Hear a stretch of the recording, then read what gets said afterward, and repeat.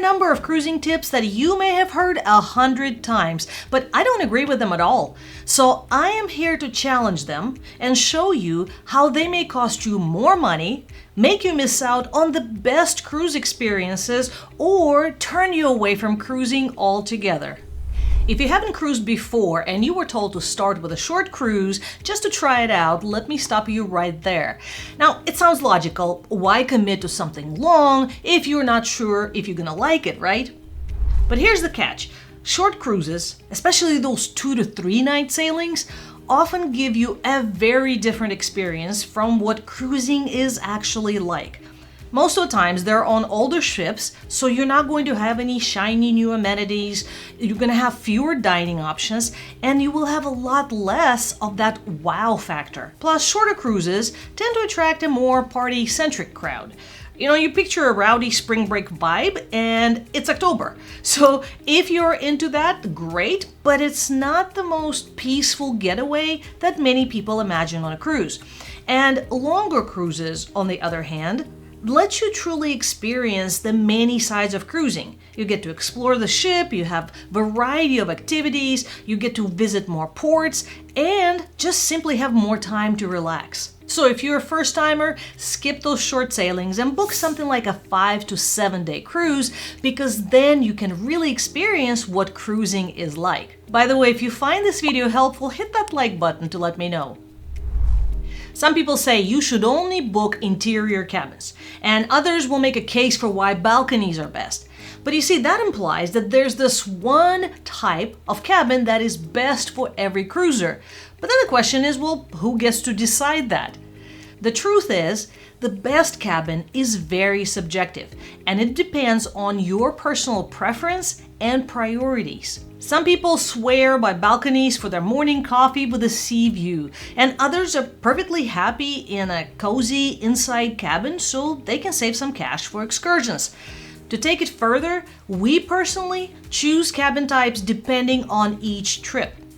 If we're sailing as a couple through scenic destinations, a balcony is a must. But for port-heavy itineraries, when we're on a cruise with 30 other people, we might choose an ocean view or inside cabin because we're hardly in a cabin anyway.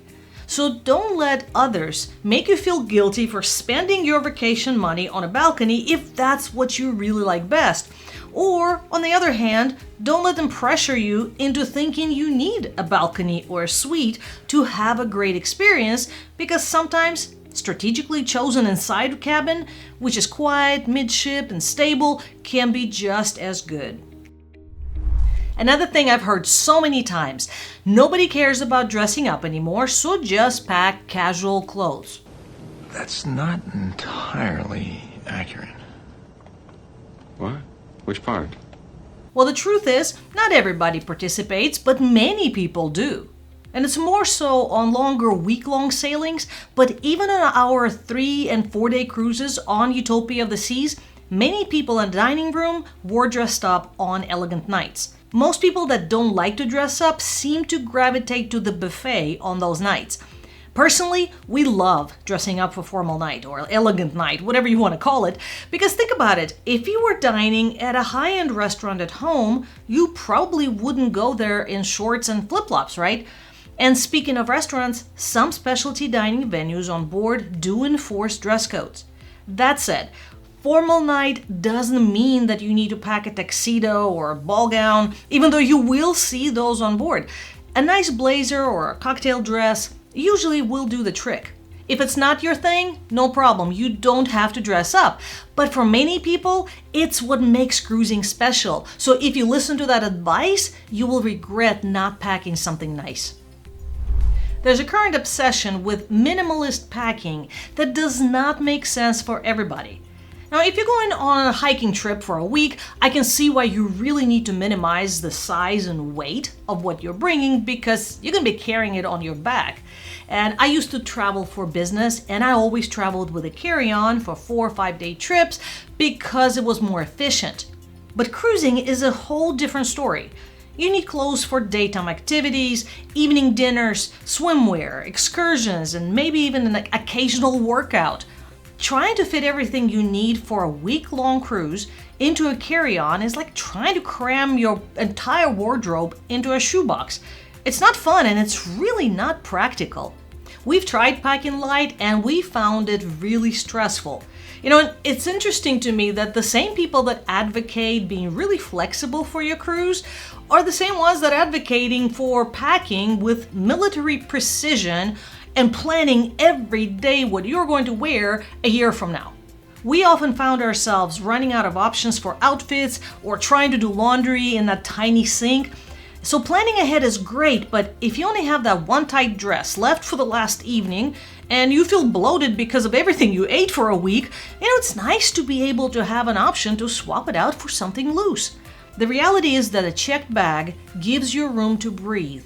And yes, that might mean paying $30 to $50 for that bag to the airline, but that's just part of the transportation cost. Checked luggage allows you to go with how you feel every day instead of worrying about what you did not pack. Another very popular piece of advice is don't pay for any specialty dining because food is already included. And it sounds logical, but after years of cruising, this is a tip we no longer follow. Here's the truth. Inflation made everything more expensive, and cruise lines have to figure out how to lower their costs. This is often reflected in the food quality in both the buffet and the main dining room. And while the food is decent most of the times, many people say it's just not what it used to be. Specialty restaurants, on the other hand, usually have better food and better service. Plus, if you're looking for a quieter, more relaxed atmosphere, even if it's just for one dinner, specialty dining may be worth the splurge. You see, the main dining room, especially on family-focused cruises, can get really noisy with kids that are testing the limits of acceptable behavior and parents that don't seem to mind. Specialty restaurants tend to be more exclusive, giving you a break from that hustle and bustle and allowing you to have a nice, quiet dinner. Next cruising tip I don't agree with is always trying to get a cabin upgrade. Now, whether you pay for it as part of the bid-up auction or you get lucky enough to get upgraded for free, those automatic upgrades aren't always the best deal. Sure, the idea of the upgraded cabin sounds good, but here's the catch. Those upgrades don't always mean a better option or a good fit for your preferences. Many times, it's the worst cabins in that category that are left to be filled up through upgrades. So you might end up with a cabin right under a pool deck where you hear loud music blasting all day, or above a bar where the party goes on until 2 a.m. every night and you end up with sleepless nights for your whole cruise. Now here's another important factor to remember. If you book 2 or more cabins for your family, let's say one for you, one for your kids next door, and grandparents next to them, and you bid on an upgrade, you can end up on opposite sides of the ship. Many people advise skipping travel insurance because they pay with a credit card that has travel protection.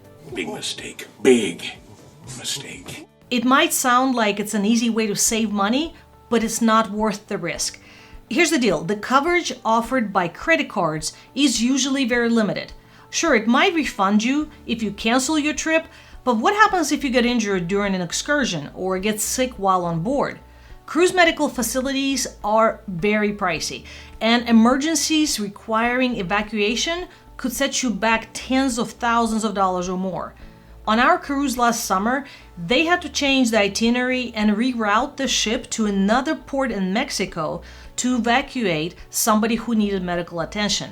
And I have to say, last thing I'd want to happen is to get stuck at a medical facility in another country because I didn't buy medical insurance. So on that note, the travel plans offered by cruise lines are also not the best option. They do add some medical protection, but it usually covers a lot less for more money than dedicated third-party cruise insurance plans do. So the bottom line is travel insurance isn't just an optional extra.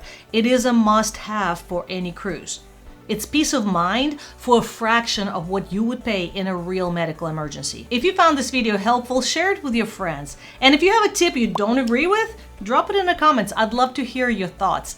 And then watch these videos next.